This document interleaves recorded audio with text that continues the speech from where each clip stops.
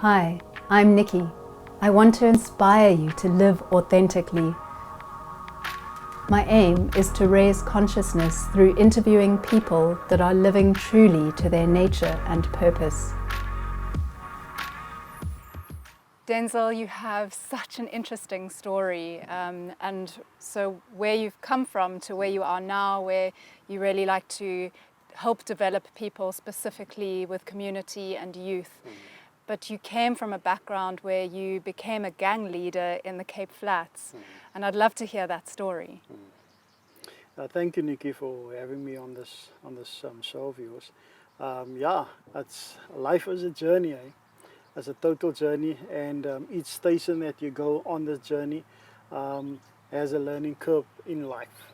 It is a journey, and it has actually brought us together with these horses, these Yes. beautiful horses that you've been helping facilitate a Yep. group of women. But I'd love to hear that a little bit later and find out how you became a gang leader. Well, I didn't wake up one day and made a decision that I want to become a gang leader. I would say in a lot of our communities, young people grow up in underprivileged communities and in households that drives them to a point where they make a decision to join gangs because of poverty, and I don't want to make an excuse why people join, but most of the time it's because there's no father figure in the house. And that's what happened to you. Yeah, absolutely. For myself, I mean, I can remember when I was very, very young, visiting my grandma. And if we go and visit my grandma would be in her house, and she would have a kitchen overall on. At that time, you get the pink ones and the blue ones. And people would come and knock on her door, and she would send us to the door, and we would receive money and take the money to her, and then she would take out the mandrake, which was a drug, and dacha, and we would give it to them, And How old were you at this time? I assume I was about 10 years old. And was your dad around at this time? Yeah, my dad was still around, but he knew that my grandma had that business, my mother's mom. He wasn't most of the time there when we go and visit my grandma, because he had family in the community where my grandma was living. So he went and visited, and we always stayed at my grandma's house, So that's where the interaction with illegal substances and stuff happened. Right from an early age. Right from an early age, yeah. We moved. We actually lived in a gang-infested area in Elsie's River. That was one of the big areas where in apartheid, when people was moved to, that was one of the big areas. And I was born there. And my mom and my dad wanted a better community and a better environment for the kids to rear them up. And from there on, we moved to Mitchell's Plain, and into our own home and stuff like that. So that's where everything started. My father was my role model. No matter who he was, what he did, the way he reared us, I respected him because he was the one that I could go to and speak to and relate to when I wanted to ask questions and so forth, And at that time also he grew, as we grew up, he had heart problems. So he went for a heart transplant, and the heart transplant was successful. But after that, the heart started rejecting the other organs, or the organs reject the heart. And I can remember this day, I didn't go to school, and he was very sick at home. And my mom phoned the ambulance. He asked still for a glass of water. I gave him the water. He couldn't even drink it properly. And the ambulance came and picked him up and took him to hospital. And when he came back out of hospital, about 2 weeks later, he came back in a coffin. And for me as a young boy, 11 years old, I think I was in grade 3, yeah. in grade 3. I took it up very hard. For the person that I looked up to and respected came back in a coffin, and there was nobody else that I literally can look up to other than him. It was tough for my mom rearing us because we were 8 kids, 4 brothers, 4 sisters, and she was alone. And she also started to venture in that part at the mom, because of money, Yeah. because we had to eat. Yeah. And Necessity yeah, for her. absolutely. And I don't blame her for anything, She reared us to the best of her ability, to get food every day at home, and what we needed to go to school for in a in the frame that she was in. I then started rebelling, I suppose. I think I started rebelling. I started stealing her mandrakes. I started smoking. I started bunking school. I started acting out, um, uh, in seek of a father figure. I went out in the community, in seek of that figure, and the only father figures that was there was the gang leaders and the drug dealers. And that was the people that I was attracted to, because I saw men that had authority, like my father had authority. I see men that had power and that had everything under their control. And as a young boy, that's what I wanted. I wanted to learn from that and be under that authority. And I didn't mind that I was 12 years old and they were 50, 60 years old. Yeah. When they told me to go and steal, to go and rob, to go and do stuff, I went because I wanted to prove myself. It was when I came back when these grown-up men would tell me that we're proud of you. You're going to achieve, you're going to become one day somebody good in life, big in life. And for me, that was like my father telling me that he's proud of me. So I strived every day to do the negative in life. I strived every day to prove myself and to prove to them. It wasn't about my dreams anymore because I gave up on my dreams. I gave up on... Did you even know what your dreams were? Well, at that time, I know I wanted to help people. Wow. I wanted to serve, and I think my heart pulled more towards social work. Yeah. Because as a young boy, I knew that a lot of people needed help. Yeah. And that dream, I gave it up to fit in. That dream, I gave it up. My schooling, I gave it up just to fit in with men that was living in another environment, in other standards of life. And I gave up my identity. And your peers around you, did they identify with you? Did they look up to you? Well, that was hard work to get to that stage. I suppose, like, I got expelled from school because I was selling drugs in school. I only went to school literally to go and sell drugs, no more to go and work and excel in work, in school and so forth. So I got expelled from school. And then your group of friends were these older men then? Yeah, and the guys that was in the gangs and so forth. So yeah, the gang became my family. The gangs became my family, and I was accepted there. And at the end of the day, I literally had to separate me from the real me to the person behind the mask. Wow. And your brothers and sisters and your mom? Well, my mom at that time also started selling drugs. My older brothers also, they were involved in gangs, but nobody in my household as the boys wanted to be followers. Everybody wanted to be a leader. So we didn't want to be part of anything that you were associated to, and so we wanted to stand our own man. Right, so And you were all in different gangs? Different gangs, yeah. Wow, that must have been quite difficult. Yeah, it was, I think I reached the age of 18 years old when I think I came a figurative person within the community, for the negative that I was doing.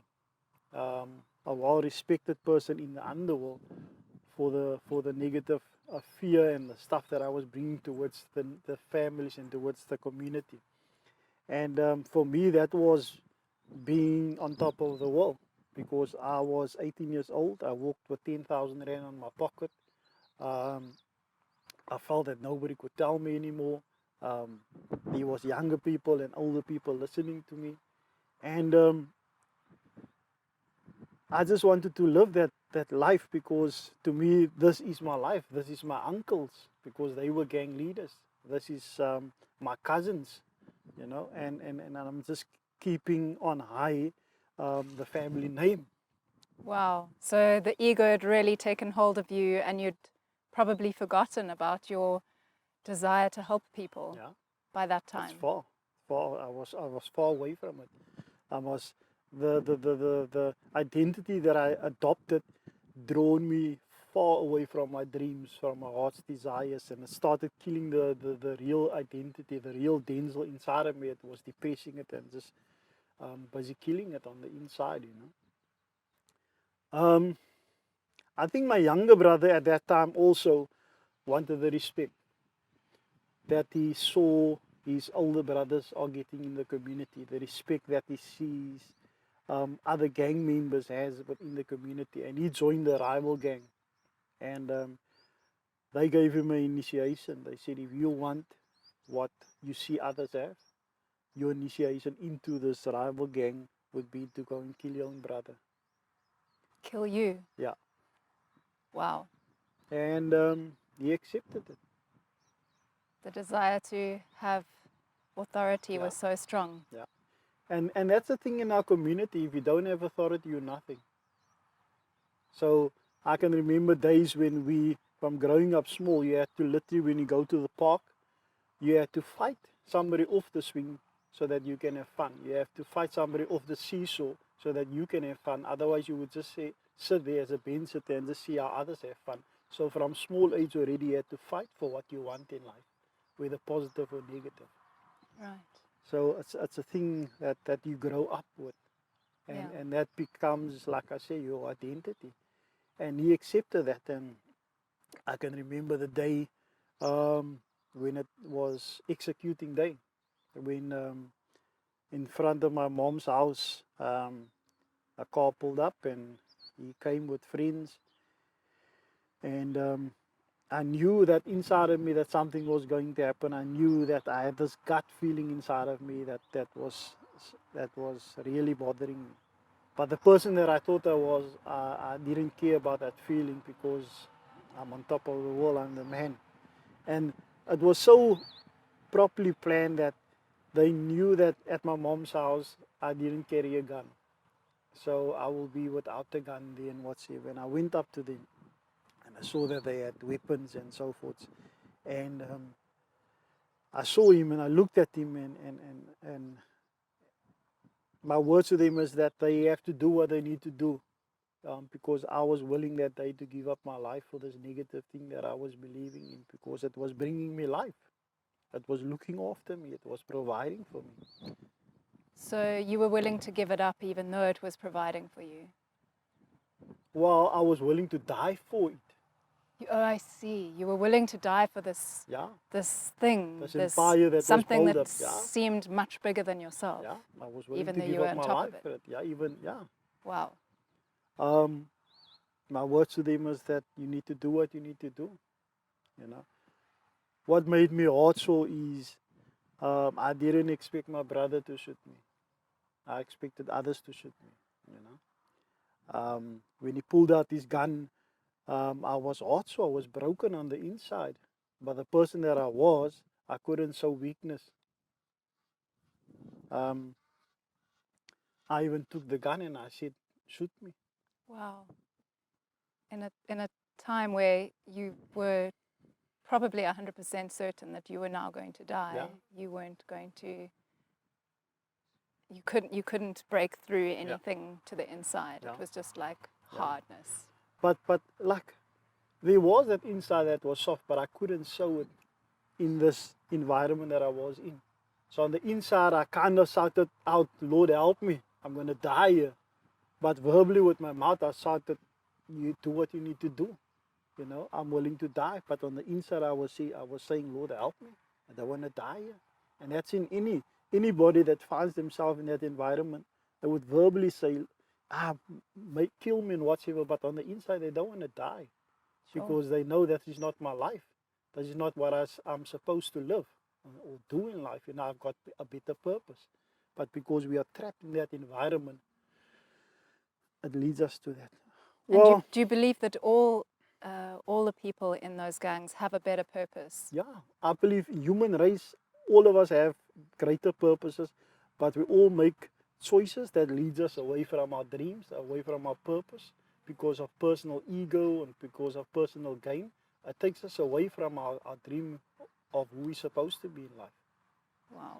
And it took a huge event for you to realize this. Did you realize that when, you found yourself actually alive? Well, the shot, like I said, the shot went down. I took the gun. I said, shoot me. There was like kind of not a scuffle, but and the trigger was pulled, and Where did he shoot you? in my face there's 2 marks. Wow. Here's a mark here, it's where the bullet went in, and this side here's a mark where the bullet came out. I fell to the ground. They all ran, shouting in gang language that we did it. And because they thought I was dead as a headshot and I was laying on the road, they ran. You know, the next door neighbor came around, threw me in the car, and they rushed me off to hospital. On my arrival at hospital, I was clinically declared dead. There was no more heartbeat. Everybody gave up hope upon my life. My friends, my family, even the doctors. And I think in that time, when everybody gave hope upon my life, God gave me a second chance in life, because God always know your greater purpose, you know, and He always know that the work that you still need to do, or if your time is up, then your time is up, you know. Your time wasn't up. My time wasn't up, so I was given a second chance. But when I woke up there in hospital, I woke up. The time that I was gone, I woke up. I just heard the doctor shouting that we got him back, because they resuscitated me, they injected me into my heart, everything that they did to get me back. I opened my eyes and I saw them around the operation table, and I saw the bright lights of the operation table, the lights above me. And I realized that I got a second chance. I didn't see any angels, went through any tunnels, but the one thing that I can remember is that I saw my family's faces. I saw my life playing down. I saw a family that passed away and that are still present. That's what I saw happening in that period of time that I was not in my body. How did that play out? Did it look like a movie? Did it feel like you were really there with your ancestors? What did it look like? Well, it felt a bit scary, knowing that in your mind you knew what just had happened. And all of a sudden you see all of these figures in front of you. You see your life just running away from you, like it's in fast forward, a movie that is on fast forward. Everything is like, and to you it kind of got scary for me. I just wanted everything to stop, to go back to normal, you know. And eventually I just stopped, and it stopped on my face, you know. And that's when I opened my eyes. Wow. And got that second chance, you know. But when I woke up with a lot of, I was hard when I woke up because of what my brother did. So it wasn't like I've got a second chance and I'm gonna make change good. my life. No, it was like this grief inside of me of what my brother did. I wanted revenge, you know. And I told the guys that they must do what they need to do, but leave my brother. I didn't even worry to make a case. That was your friends, my gang the people friends, in your gang. And why did you tell them to leave your brother if you were so angry with him? because I wanted to kill him. I didn't want them to have the pleasure to kill him. Wow. I started planning his murder. I started planning what I'm going to do, where I'm going to do it, how I'm going to feel when I do it, up to the T. And the day when it was planned out, it was just me and him standing, and I had a gun in my hand. All I had to do was to pull the trigger. There was nobody to stop us. But that day, I just couldn't bring myself to pull the trigger. Even though I hated him so much, I couldn't bring myself to pull the trigger. I didn't feel what I thought I would feel standing in front of him. And I told him those words: if you don't get you out of this province or out of this place, people is going to kill you. And we lived separate lives. What did you think you would feel to be able to kill him? I wanted to feel relief. I wanted to feel in control. I wanted to feel, revenge is the ugly thing. Yeah. Revenge towards your friends, revenge towards family. It brews stuff inside of you, and that's the driving force behind revenge. And I had that brewing inside of me, but the relief that I expected wasn't there. So at the moment where you knew you could kill your brother, you knew that there was no relief in actually killing him. Yeah. Wow. And I found myself tapping into childhood memories of what we actually had together. And it's like inside of me, I was pulled to the good side, to the light. Although I was filled with so much darkness, I was pulled to the light, And that actually saved him, and I suppose saved me, because I would have lived with that for the rest of my life. My life just went from the on to becoming more mess. My sisters had to go to school under police protection. My family, my sisters, the police car would pick them up in the mornings. They would be taken to school. They would write exams. Most of the times they couldn't come back home anymore because... Were they under protection because of you and your brothers that were in gangs? Because of gangs coming to look for us at home and shooting Right. on our house and Because you were leaders, they wanted Yeah. to kill you in Yeah. order to get into other gangs. Yeah. Wow. And so that compromised your sisters. Yeah. And in the gangs it works like this. If I can't get you, your family is good enough to prove your point, and so then you can come and that we can kill you. So they were threatened that they're going to kill them, they're going to rape them, but nothing like that happened. My mom and my sisters were the ones that had to fall down when the gangs came and they shot at the house. Most of the times I wasn't there, but it's the consequence of my choices that I made, that they were living the way they were living. They didn't ask for that, And eventually they had to move out of the house. Did it make you feel bad, or did you just cut it all off? Well, it made me feel bad. Obviously, it's my sisters, it's my family. But the lifestyle that I chose, to me, it's at that point where I was that time, that people don't care about me anymore. I'm going to live life my way. And if it's not my way, nobody else. And if you don't fit in my plans, you're not important. Because I was already written off by the community, written off by my family. And so I was already a rebel with a negative course. Yeah. What changed? What got you out of that life? I think the one thing that have happened, is a lot of things that have happened, and that played a role towards where I actually wanted change. One thing is, one of my good friends was shot on the corner where I just was. I just went to feed some more drugs. Car came past, shot him. He died in my arms, 15 years old. Died with the potential inside of him. The potential that all of us have, And Dr. Miles Monroe, late Dr. Miles Monroe, speaks about that. He says, our graveyards are so full.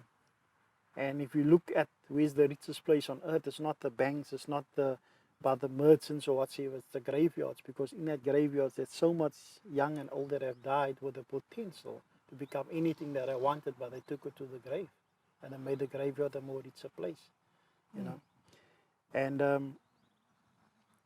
that for me really brought me to a point that my life is going towards the graveyard, even though I was there when I was shot dead. And I came to a point where I was tired of being tired of living this life, tired of being who I was, you know, and knowing that this wasn't really me. I was hiding behind the mask, you know. I wanted to take off that mask, but I didn't know how to take it off. I wanted a better life, but I didn't know how to step out of this life. You know, when you're in the gangs, people don't just accept you. People don't just open their homes for you, you know, because you're labeled, you know. And they say once a gangster, always a gangster, you know. And for me, that was it. But I wanted change, you know. I found myself standing on the traffic robots on the corner. All I had was my 16 shooter. What is that? That's like, it was a gun, like 16 bullets in it, so we call it a 16 shooter. So it's a 9mm gun. Right. So that was the one thing that was one of my best friends, because even in the underworld that you're in, your best friends that they have can turn against you also. So yeah. Right. So that was my best friend, and at that time I had no sense of direction anymore, no dreams. I was broken. I had no sense of direction. At that time, whilst I was standing there, the sound of music, I didn't know where the sound was coming from until the car stopped here next to me. In the car, it was a warm day. In this car was a boy. His windows was rolled down, playing his music. It's like a cat boy, like a cool dude. Yeah.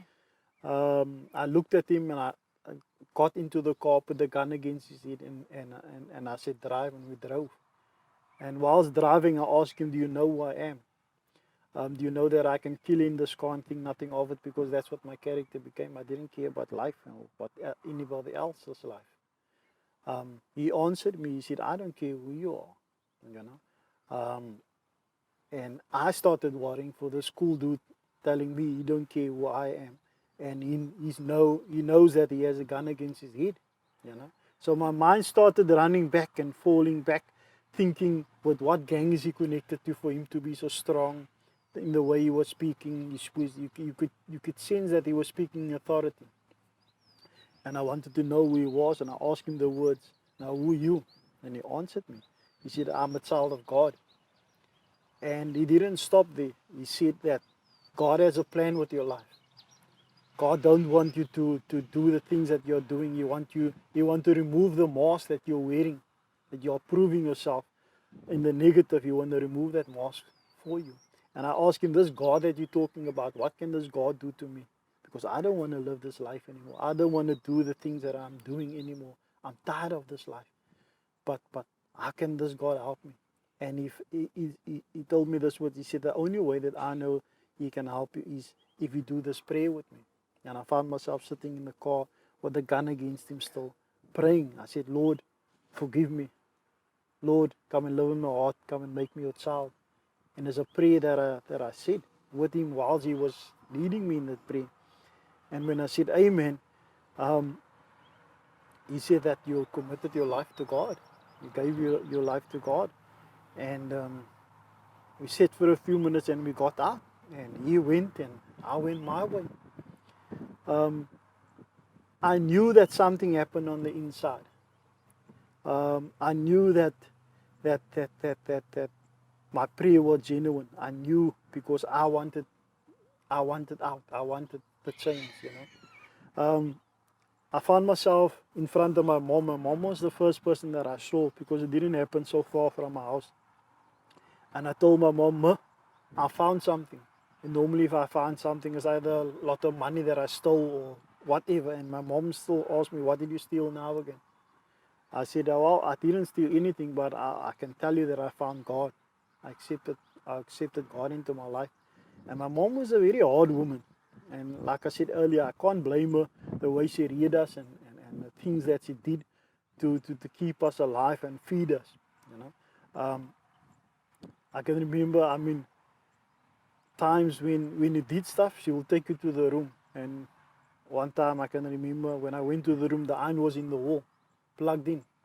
And I went in and she would lock the door behind you so there's no running away. Pulled out unplugged the iron and rolled the cord against around her hand and started hitting me with the warm iron. Whoa. You know, she was a tough woman, you know. I once used up all the drugs, and she found her oldest brother, which was a gang leader, and she told him, I give you permission to kill my child. Wow. And yeah, that was the kind of environment that I came from, you know. But like I said, when I told her that words that I've changed, there's three things that I saw happening by my mom. The first one is I saw tears in her eyes. The second thing is she took me into her bosom and she embraced me. And the third thing that happened that really blew my wind out was the words that she said. She said, I love you. And that words really meant a lot to me because I never heard that words from my mom saying that she loved us. I knew that I had to go and tell my friends about this change, about this Christianity walk, Christian walk, and my faith. But I also knew that I can die that day when I go and tell them. And I can remember the day I went to them and I told them. And I told them that you guys need to do what you need to do. But I've changed my ways. And they said, we're only giving you 3 weeks for this change. Then you're going to be back in what you do good and who you are. So they thought that it was just a little phase. Yeah. And it's almost 20 years later. And I'm still here. I'm still doing what I'm doing. And how did that go down with them? Why did they decide not to kill you? You see, the time when I was in the gangs, and I'm talking about 20 years back, there was honor amongst the gangs. There was respect amongst the gangs. And if a person say that I want to step out because of my faith that I want to follow, they would respect you. Do you think that's still around today? Do you think someone could still be able to I'm do sure, that? yes, it's still possible, yes. But at the end of the day, I was followed. There was people that was watching me for 2 years. In that 2 years, any time that I stepped out of line or there was an underworld connection, I would have been taken out immediately. But because I knew who I was and I knew what I wanted, I walked that journey, and it wasn't an easy journey, you know. It was a tough journey for me. Knowing You that lost all I your lost friends. all my friends, I didn't have money, I was like a poor, rich in God, but poor, you know. But I wanted to give it up because I was seeking that true identity. I didn't want to be a prisoner of my past anymore, but a pioneer of the future, of my future. And that's hard work. To be a pioneer of your future. It means that you have to cut yourself off from everything of your past. You know, you have to strip yourself from what you thought you was to nothing, to null, and start living a null life and hold yourself in respect of who you want to be in your Christian walk. So you really went down to having absolutely nothing, not knowing who you were, but knowing that you wanted something different. Yeah. And a lot of people, they don't want that. That's in the gangs. They don't want to be stripped because that's their identity. That's giving up their identity. If everything like that is stripped away, then who are you? And who are you really? You know? And people don't want to go that path. Then you got to feel the pain that's deep inside. Yeah. And that must be hard to yes. start dealing with all that stuff that you had repressed. Definitely. It was tough because I had to allow God to work on the inside.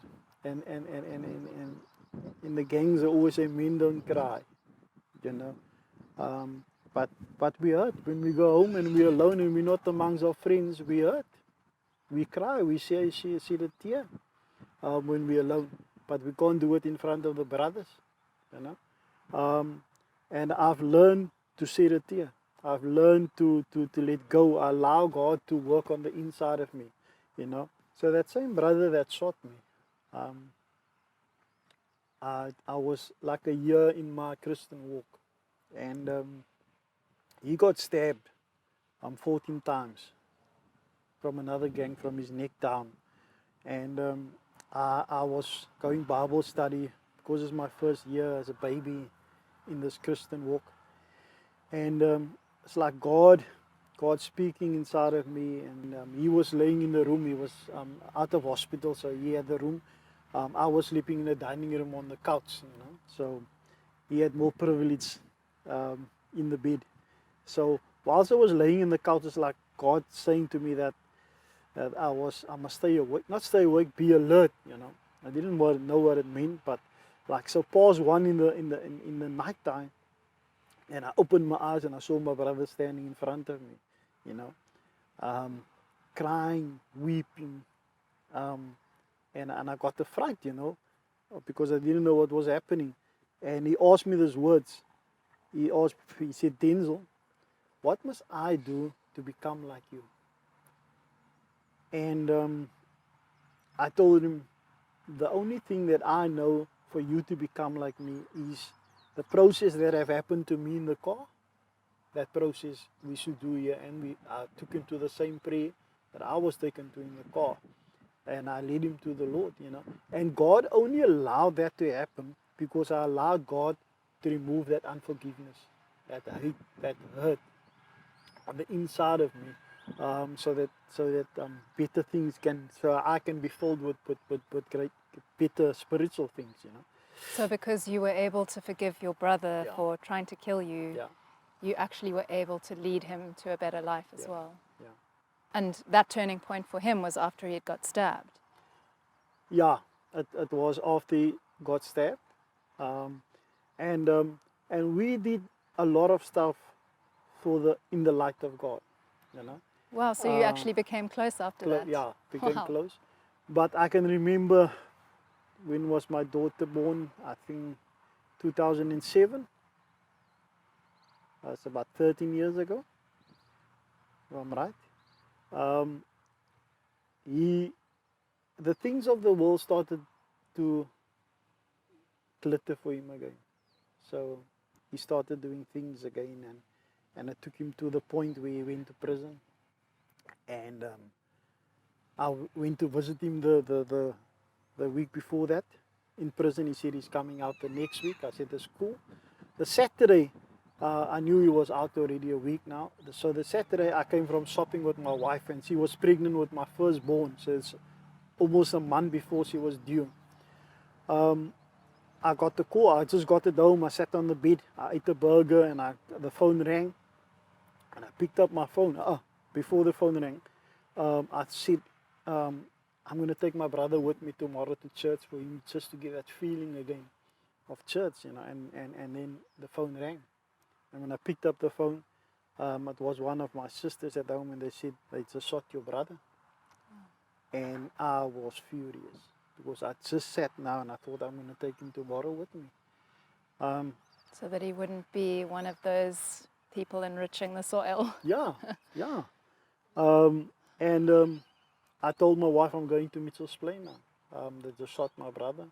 My wife, she's nervous, she's 1 month before due date. I went through and I got into the car. Whilst going there, I was about more than 7-8 years out of the gangs. No underworld connection with him, just spiritual connections with him, because of my walk that I was in. But when I was on the phone with him, I said, when I get the Mitchell's Plain at my mom's house, I want the firepower and the manpower to be there, because I was out to take revenge, because of the way they killed him. When I got there, the firepower was there, the manpower was there. Wow. But it was like God's Spirit speaking to me as I was walking towards the guns, the bag of guns and the guys. It's like, if you're going to put your hands on these guns today, or plan, or going to do what you plan to come and do, you also are going to die today. You won't see your wife or your firstborn born. And I had to make a choice to turn my back and say, guys, I'm washing my hands and I can't partake of this anymore, because I knew I was going to die that day. And I was going to lose everything that God pulled up and entrusted me with. And I turned my back, and it was hard for me to turn my back against that. But I'm happy today. You know, I can remember the day when we went to identify his body in the mortuary. It was my mommy and my 3 sisters and myself. And they opened the window, and there my brother was laying. And I looked up to my sisters, and I looked up to my mom, and I could feel the hurt. I could see the tears. And that day I made a vow to myself that I won't allow a parent to go through, or a family to go through what I'm going through with my family today. I'm going to start working with youth. I'm going to start doing what God has called me to do. You didn't want your children to have the life you had. Absolutely.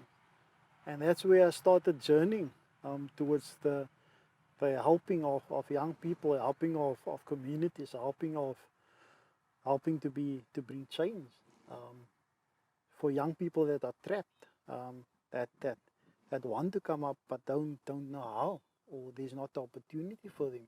So we create these opportunities for young people to start and place them on the platform to see their potential themselves that they have on the inside of us, on the inside of them, you know. And we don't want that potential to die, because there's a purpose for their life. Yeah. Yeah. And I think sometimes the purpose, that the feeling that we have inside us that actually wants all those nice things, and sometimes we get confused and we do things that don't serve us or other people. It's actually that desire for our purpose that gets mixed up. Yeah.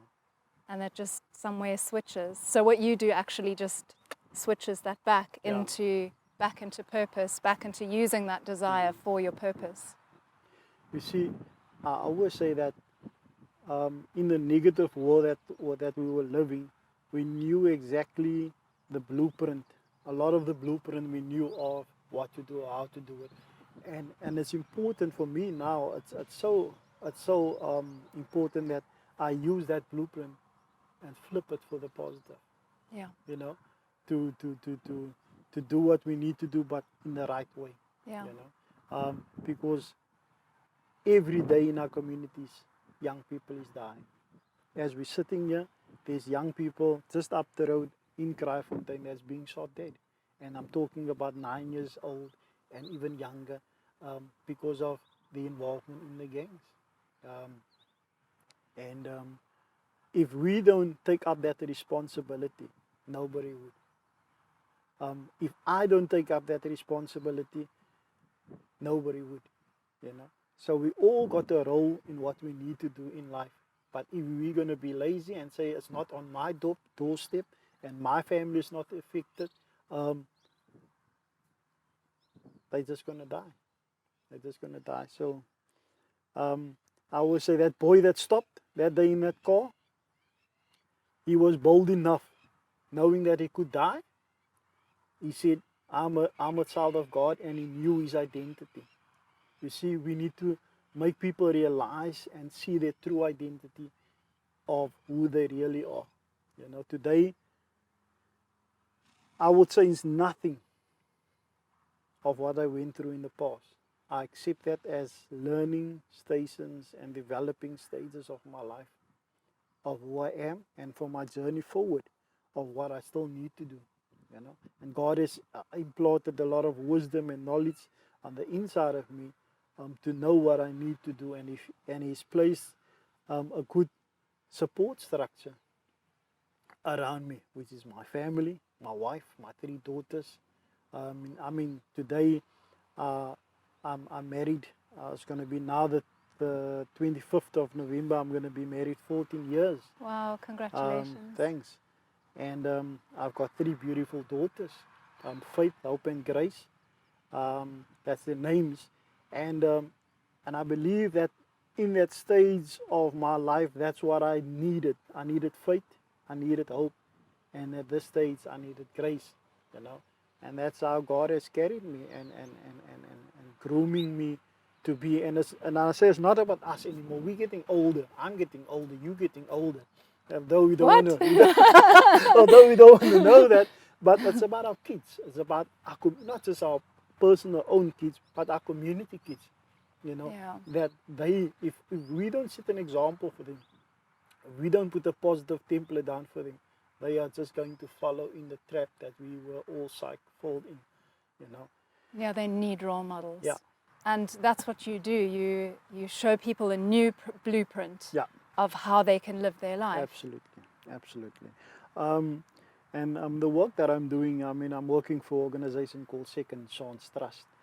And there it's all about developing. Because it takes time to develop something, you know. And if you don't have the right tools, you're going to just mess up, you know.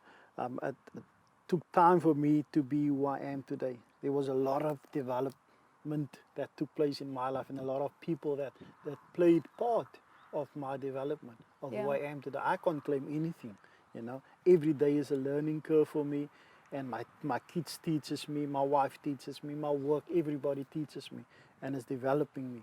And so a lot of our young people don't have people to come alongside of them to help them to develop them into the person that they should be in life, you know.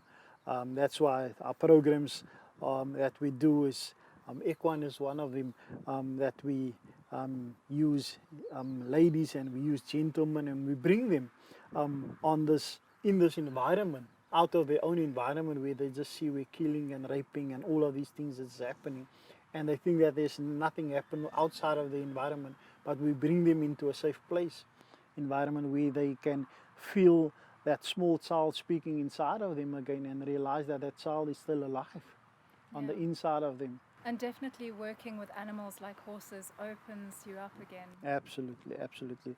Horses is a very sensitive animal, and it picks up any emotional things that is happening on the inside of you, and it reflects what you do and who you are as a person, you know. And for that 8 weeks that you are here with the horses on a equine therapy program, we've seen development from people that came in from the first day, and the people that goes the last day is total different people. And the report backs that come from about healing that took place. But somewhere it needs to start. If you don't say, look here, I'm available and I'm open for that healing process to take place, it's never gonna happen. You see people, you have to want it. Yeah, fear keeps them back, anxiety keeps them back, the hurt keeps them back. But the moment you open that door and step into the destiny of healing, the process happens naturally. You know, it's not the hard thing, and it's going to be hurtful, but yes, it's gonna be helpful at the end of the day. Yeah. So that's the one, and then we've got the schools program, that we have the BLC program, where we teach life skills and motivational talks and so forth, and just to let people know, young people know that they've got potential, you know, and they've got it all on the inside of them. It's just that they need to connect them to a source that will bring out their potential. Because you can have, for example, you can have all the electric appliances in your house, the best range, Samsung or whatever electric appliances, but if you don't have a power source, that is just going to be ornaments in your house. You don't bring the potential of that electric plus appliances out. The same with us. We on earth are humans, but if we don't plug us into the thing that will bring out the potential, that power source that will bring out the potential, we like walking like dead people around, like zombies around, you know. Yeah. And it takes a big shift to find that, and it takes people like you to show us where to find that power source, whether it's God or somewhere inside ourselves. Yeah, there's a quote of D.L. Moody. D.L. Moody says, "The world is here to see what God can do through somebody that sets himself available." And that's all what it. That's the crux of it. Your availability for change. You know, it will bring change to others, and that ripple effect will just go on and on. But it needs to start by someone. You know, and I always say, you become that someone. I mean, you listening today to my story, to the interview. We need you. We can't do this alone. We need people to bring to be the change firstly in their homes, you know, because change starts in their homes as a person, and then outside the home, you start making it broader, and you become that role model. I always say, become the role model that you were always wanting to seek in the community. You become that role model, and you see the change that will take place in your life, in your family, in your relationship, in your community. Thank you so much for that beautiful message. That's incredibly powerful, and I wish you such huge love and all God's blessings to help him work through you, so that you can send your message far and wide. Thanks, Nikki. Appreciate it. Thanks for this time. Blessing to you and your family, and so forth. Thank you. Thanks. I hope you enjoyed the NixyPod podcast. Please do subscribe.